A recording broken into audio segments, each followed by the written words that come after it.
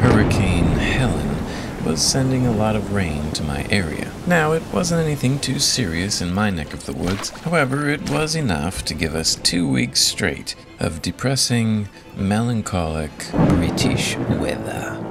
I'm someone who loves to be outside enjoying God's creation under the warmth of the sun. So, as you can imagine, days without seeing a glimmer of sunlight drained the life right out of me.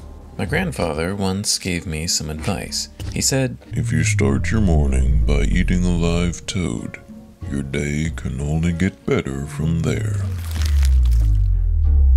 However, I didn't find this advice particularly helpful in lifting my mood. And this British weather was not only affecting my mood, but also me.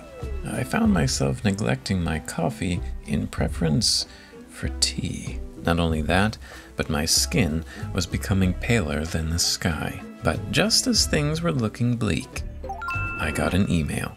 An aquarium company liked my videos and wanted to send me a free tank. But the best thing is they say the tank is suitable for shrimp. Look at those colors. Surely these little guys could lift my spirits, so I eagerly ordered some of the colorful crustaceans.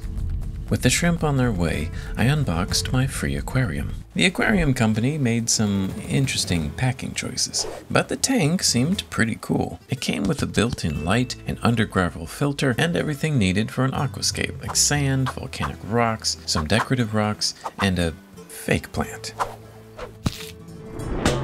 While Wonder Factory did send this aquarium to me for free, they are not today's sponsor. But I will be leaving an affiliate link in the description for anyone who's interested in the aquarium. While the expected arrival of the shrimp had given me a glimmer of hope, I still wasn't free from the British weather. If I was going to get out of this gray haze that had encroached around me, I was going to need those colorful shrimp, which I hope are doing well in transit. With anticipation, I continued setting up their new home. I layered on the provided sand. Then I sloped it towards the back. This will create depth, adding a sense of scale to an otherwise small aquarium. With the substrate layers in place, it was time to start thinking about the hardscape. Now, if I'm going to house such strange and vibrant creatures, I figure their aquarium should be otherworldly. So I looked around for things to incorporate into the aquarium to make it out of the ordinary. Everything I saw was either too run-of-the-mill or just too weird. Until I came across these. Deer antlers. There's an idea. But before we see how that works, it's sponsor time.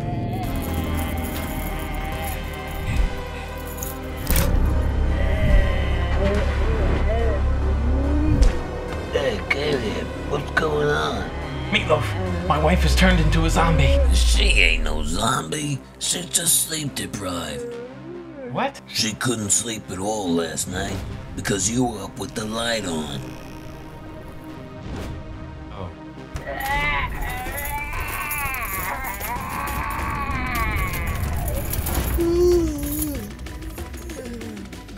Here, use this. It's the world's best sleep mask, made with high-quality materials and designed to be fully adjustable to comfortably block 100% of light. Meant to sleep sound mask even has built-in Bluetooth audio, so you can drift into dreamland listening to soothing sounds. Use the code NATURE10 for 10% off. Thank you, Mantis Sleep, for sponsoring this video. I placed the antlers into the aquarium, and they just sort of slipped into place. I wasn't planning to put them like that, but I like it. It's somewhat symmetrical and draws the attention inward, framing what will go in the middle, the rocks.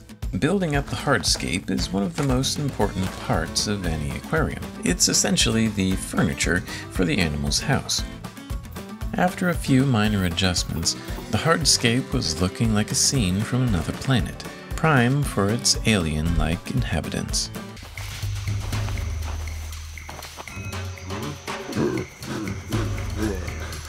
It's now time to fill the tank with water. I honestly don't know what's going to happen to these antlers after being submerged. For all I know, they could float to the top or dissolve.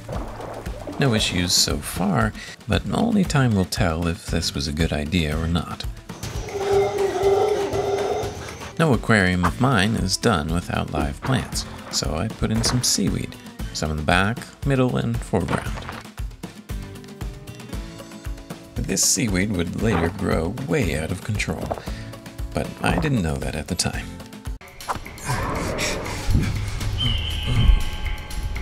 The last thing I did was put in some beneficial bacteria. This will help ensure a healthy environment for the shrimp. Now the aquarium is done. And in perfect timing too, because the shrimp had arrived.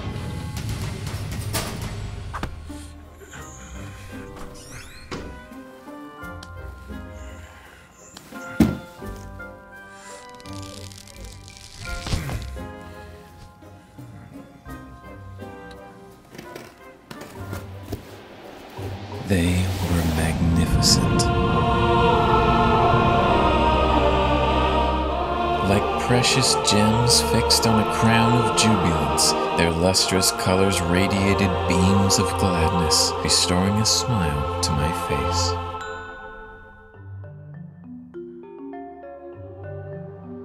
The shrimp explored their new environment with intrigue and curiosity, scouting out places to hide and things to eat. Their colors were even more vibrant than I had expected, except for this little one, who had a camouflage pattern. I'm not sure if I was supposed to get this one or not, since I ordered 10 and received 11, but I'm not complaining. Skittle shrimp are also known as Neocaridina, but that doesn't sound as fun. I was very pleased with my shrimp. However, it wasn't long before things started to go awry. The plants grew wildly and began to lose their color. Not only that, but a strange blob had emitted from one of the antlers. To make matters worse, the temperature suddenly dropped over the next few days. The fluctuation caused some of the shrimp to molt prematurely, making them vulnerable, which tragically resulted in the loss of 4 shrimp. There seemed to be no escape from the ever-impending sadness of the British weather. That is, until I remembered a simple truth. Whether in a shrimp tank or in life, there will always be imperfections that dampen the experience of happiness. But circumstances are circumstances. Some you can change, but you can't change the weather. However, unlike happiness, which comes and goes, I have joy. My joy is not based on external circumstances, but rather on internal peace, a peace that's rooted in my faith in Jesus. Being reminded of those things, I was able to enjoy my shrimp tank, imperfections and all. I did what I could to remedy the problems, like adding a water heater, which will prevent the shrimp from getting too cold. This little guy here is already monitoring the temperature. Good job. While it's not where I derive my joy, I have enjoyed observing these fascinating creatures. Can you believe they have 5 pairs of swimming legs, another 5 pairs of crawling legs, the front 2 of which have claws for grabbing food, and they have 3 pairs of little legs for eating and cleaning, and 3 sets of antennae, making for a total of 32 shrimpy appendages. 34 if you include those funny eyeballs. Now, skittle shrimp tend to live about 1 to 2 years, so I should probably start thinking about names. How about something like tempura, or stir-fry, jumbo, kebab, craoli, scampi, bubblegum. Alright, don't forget the links in the description, and I'll catch you in the next one.